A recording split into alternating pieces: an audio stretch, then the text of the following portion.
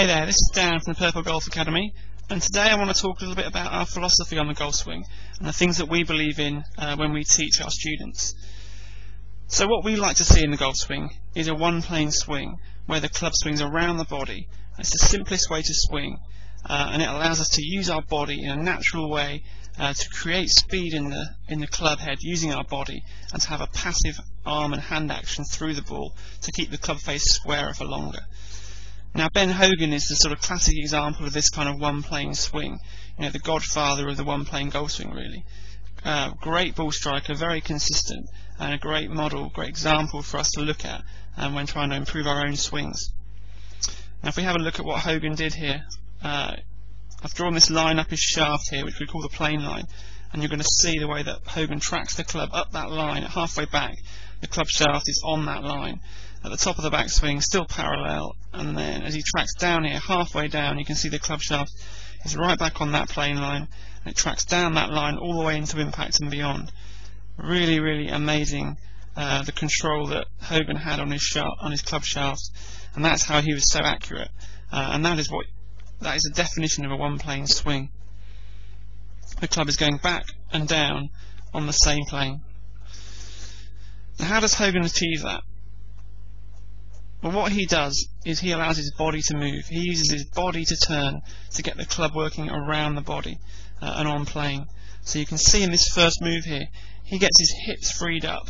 He turns them in the first move to create the room for the club to go around the body, and he keeps turning his hips all the way to the top of the backswing, and you can see that creates this very shallow look with the arms very much across the chest, the left arm plane really matching up to the shoulder plane there, and the club very much around the body. And you can see there that the right hip has really turned to facilitate that turn of the body and the club going around the body.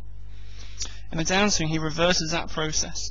He just unwinds the body really fast here to allow the club head to remain passive and to maintain all that speed in the club head, but maintain the square club face for as long as possible. Getting this club shaft back on the plane line at impact is something that only the best ball strikers achieve.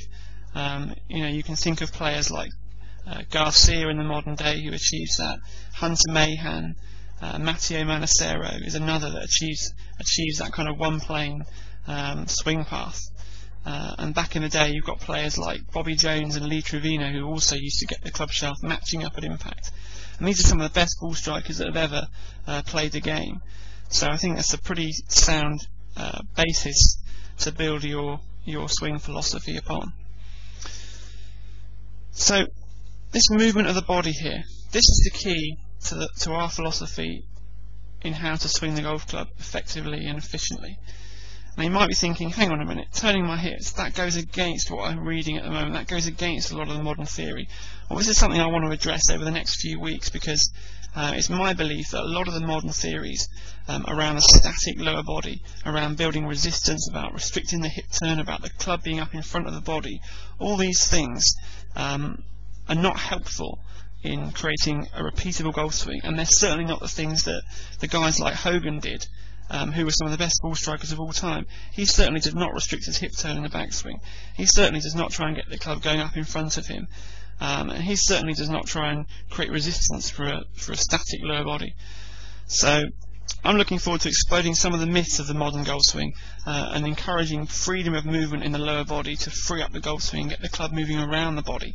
That's the key to a consistent golf swing, and I look forward to explaining that further over the coming weeks.